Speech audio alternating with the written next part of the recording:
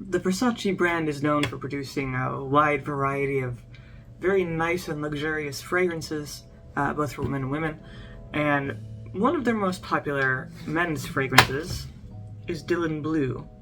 The thing about Dylan Blue, it came out in 2016, and you can see the inside here, along with some of the notes, and the bottle. It's a fougère fragrance, meaning it's aromatic, some herbal notes, fresh, crisp, very masculine. And here's the sample here. This is probably one of the freshest fragrances I've yet come across. It's kind of on par with Acqua di Gio from Giorgio Armani. And I'll put it on so I can give you the full rundown. So, even though the sample is small, it's very potent. And right away, you get this very strong burst of citrus. And the main citrus notes here, according to the card, are Calabrian bergamot along with grapefruit. And the grapefruit is extremely prominent, more prominent than the bergamot, because it has that kind of bitter sweetness. You know, if you have a fresh pink grapefruit in front of you, that's really the kind of burst of citrus you're going to get from this. And that bitter sweetness is very refreshing, but not too sharp, not too harsh. And then the other top notes are aquatic notes and fig leaves. So the fig leaves, they're a green note. So they add a bit of this kind of dewiness, this natural dewiness to the fragrance. And the aquatic notes are very prominent as well. They match really well with the grapefruit notes. The fig leaves, that green note is kind of mild, in my opinion. And then the middle notes really come in straight away. The middle notes are violet leaves, black pepper, papyrus wood, ambrox, and patchouli. The black pepper is very prominent. Black pepper in general is a very strong note, so that's not too surprising. It really makes your nose kind of tingle, and it matches with that citrus and really has that kind of tingly vibe, I suppose. And at the same time, the ambrox kind of starts to ground those sharper notes. It gives this a little bit earthier kind of a fragrance. And then it moves on into the base notes, which are mineral musk, tonka bean, saffron, and incense. So the incense is very particular because it's not, I wouldn't say it's your typical incense note. When I think of incense, I usually think of Shalimar, Taboo, or mainly those two. And incense, very smoky. This incense is way more mild.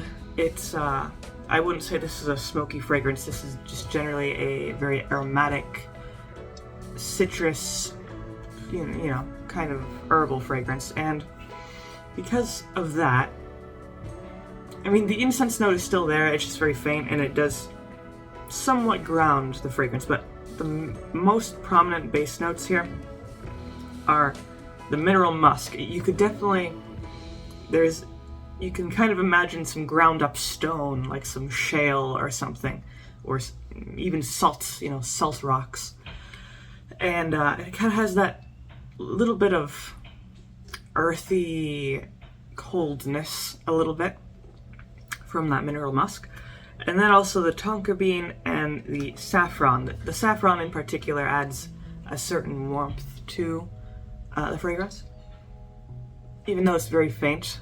And then the tonka bean, it's kind of moderate. I wouldn't say it's too strong or too weak. The main notes that you get in general are the grapefruit and the aquatic notes in the beginning, and then you get the black pepper and the ambrox in the middle. The base notes can easily be overlooked, except I would say for the mineral musk. That's probably the most prominent base note. And the play between these different layers is very important because, you know, you have these really sharp notes at the beginning, and then it turns into these slightly warmer, kind of particulate notes as it kind of seeps into the skin. And some of the notes are really minor, like the violet leaves, very minor, patchouli, very minor, hard to detect. But it's a very nice, it's a very typical, I suppose, fougere fragrance, because a lot of those fougere fragrances for men especially, they have that same very sharp, very bold and forward citrus notes, aquatic notes, and then, you know, usually just something to warm it up, like ambrox, wood notes, herbs or spices like saffron. So this is, I wouldn't say this is a revolutionary fougere fragrance, because it's still very kind of typical of that fragrance family. But I'm not saying it's mediocre, because it's very good. This is a very good daytime men's fragrance, especially for hot weather, because it's refreshing. If you want, you know, if it's like 90 degrees outside, you want something to stay fresh. You don't want something too heavy or too thick or too musky. This is a really good option because the musk is very faint. You know, the mineral musk isn't your typical musk. Then also, you're not getting these really heavy, smoky notes, even though there is incense. It's not like a blast of smoke or anything. It's very light. And in general, the main takeaway from Dylan Blue here is that grapefruit, the ocean notes, and the black pepper mainly. So it's kind of a tingly, sharp, refreshing fragrance. And it's surprisingly long lasting, because some of these kind of fragrances that have the citrus and the ocean notes, they often don't last a long time. But I would say this is quite different. Dylan Blue is uniquely long lasting. This is probably a 7-hour fragrance, I would say, which is impressive considering the notes that it uses. And it's simple, but it's classy, and it might be a little too bold for some people, because when you first put it on, it's very strong. But I would say once it kind of mellows out, seeps into the skin, settles down, then it becomes much more manageable, much more balanced, and just much more pleasant as you wear it. And the longer you wear it, you know, some of the notes get a little bit less prominent. Like, as it settles down, the violet leaf does come a little bit more into play. Still not too much, but a little bit more. You get the green notes from the fig leaves. You know, it kind of evolves as you wear it, so. But it is a very, very nice, very good daytime, classy men's fragrance. And like I said, quite similar, like in the same range as Acqua di Gio in terms of the aquatic notes and the citrus and stuff like that.